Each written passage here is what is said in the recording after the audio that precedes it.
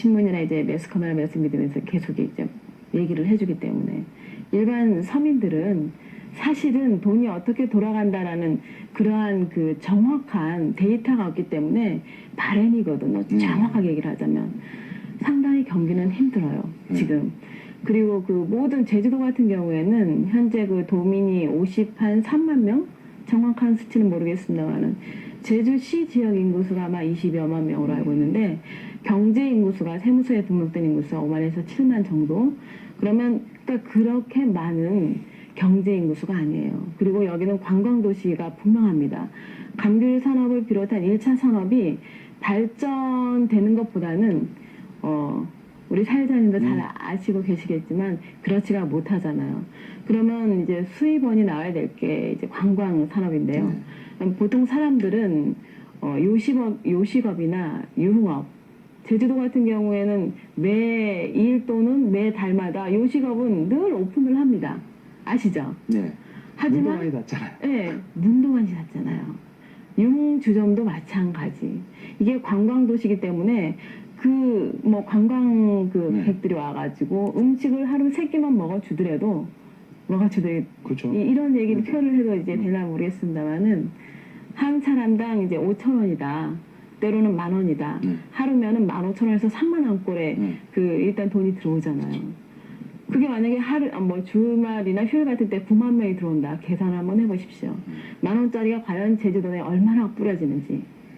근데 그런 게 자리가 잡히지 않으면 이렇게 술렁술렁하게 되면은 그 자체가 경기가 무너지는 거죠.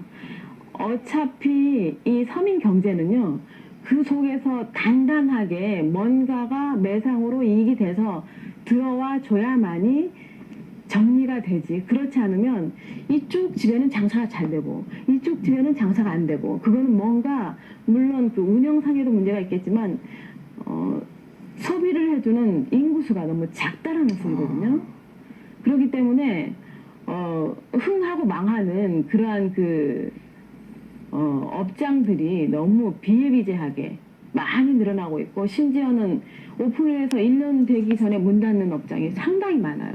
네, 그거는 저도 체감하고 있는데 네. 어디 가다 보면 간판이 몇 개월 단위로 올랐다 내렸다 하는 걸 많이 봐요. 그리고 이제 조금 있으면 신고관이잖아요. 네.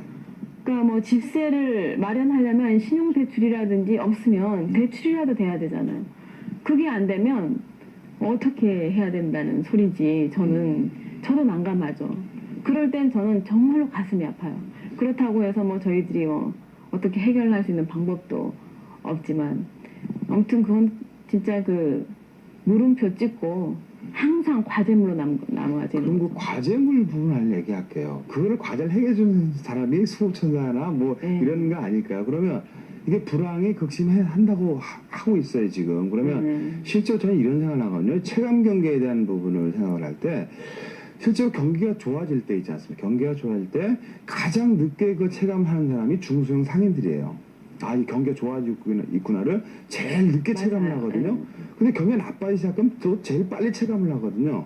실제로 경기 순환 주기는 58개월 동안 이렇게 한다고 그러지만 실제로 경기가 좋은 시기는 58개월 안에서 일단 중소형상이나 일반인이 생각하는 호경기 시세는 그렇게 크지가 않아요. 그러면 이런 형태로 가고 있어 그나마 그 짧은 호경기 속에서 이제 불경기가 계속되고 있는데 이겨낼 수 있는 방안이라든지 이런 건 혹시 제시해 주는 게 좀 있으신가요? 와, 그건 굉장히 어려운 질문인데요. 그거 어떻게 제가 답변을 할지는 모르겠습니다만은 현장에 서 있는 목소리로 전한다면 글쎄요. 그런 것 같습니다. 분명히 장사가 잘 되는 집이 있어요. 그리고 분명히 장사가 안 되는 집이 분명히 있습니다. 그거는 어디에서부터 출발했냐면 본인이 그 업장을 선택해서 오픈을 할 당시에 이건 지금 현재 순수하게 우리 사회자님하고 저하고 대화하는 내용의 포커스는 업장을 중심으로 지금 내용이 진행되고 있거든요. 진정한 경제인의 어떤 그렇죠. 중심적인 부분이기 때문에 제주도에서는 거의 소자본 경영주들이 주를 이루고 있기 때문에요. 근데 업장을 오픈하는 시기에 과연 내가 이 업장을 어떻게 운영을 할 것인가? 두 번째, 나는 이 업장을 운영하면서 어려움은 이러한 어려움이 분명히 있을 것이다. 세 번째, 내가 정말 이 업장에 그 오픈을 하면서 손님들에게 어떠한 서비스나 만족을 줄 수가 있을 것이다. 그리고 내가 선택한 이 건물은 과연 하루에 몇 명 정도의 고객을 확보할 수 있는 그런 자리다. 그리고 내 자산은 현재 투자할 수 있는 자산은 얼마다. 이런 걸 갖다가 과연 그 분석하고 먼저 잘 검토해서 오픈을 하고 있는지. 두 번째, 이러한 업종이 다른 곳에서는 굉장히 호황을 이루더라도 왜 그 홍대 같은 데서 뭐 이렇게 아주 호황을 이루는 걸 제주도 갖다 놓으면은 안 되잖아요. 그렇죠. 문화가 형성이 안 되기 때문에 뭐 일본이라든지 필요하면 서울이라든지 부산이라든지 가서 보고 와서 그걸 갖다가 접목을 시켜서 내가 준비를 하고 있는지. 일단은 그거를 새로 오픈하시는 분들한테는 분명하게 철저하게 검토를 하면서 오픈을 하는 걸 저는 권유를 하고 싶어요. 왜냐하면 첫 단추부터요.